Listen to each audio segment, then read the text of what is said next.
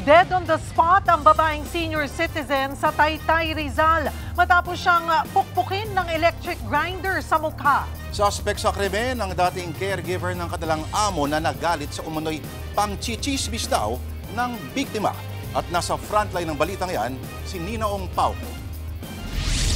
Duguan at wala ng buhay ang 70 taong gulang na babaeng ito nang matagpuan sa loob ng kanyang kwarto sa barangay San Isidro, Taytay, Rizal. May sugat siya sa ulo na mula umano sa pamumukpok ng electric grinder.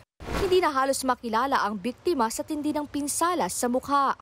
Yung bilang ko kasi, nung hindi bababa sa 8-7 yung tama niya. Sa ulo, tsaka sa mukha niya. Deform na rin yung mukha niya.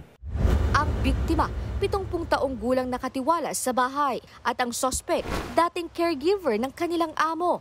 Base sa investigasyon, nagkaroon ng alitan ang dalawa na nag-ugat sa panglalait umano ng biktima sa sospek.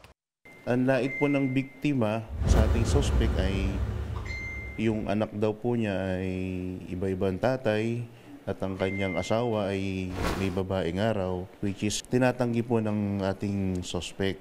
Dahil po doon, nagkaroon po sila ng pananakit. Natunto naman ang sospek sa kanyang bahay at agad ding inaresto. Inamin niya ang pagpatay, pero giit niya, tinapensahan niya lang ang kanyang sarili. Pupukpukin niya po ako sa ulo ng tasa po. Ngayon po nasalag ko po yung tasa. Nakita ko po may grinder po siyang hawak-hawak. Ipupukpok niya po sa akin. Naagaw ko po yun. Sa kanya ko po na ipukpok.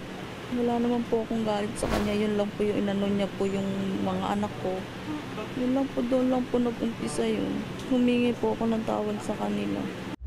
Maharap ang sospek sa kasong homicide. Nagbabalita mula sa Frontline, Ninaong Pauco, News 5. Mga kapatid, Cheryl Cosing po.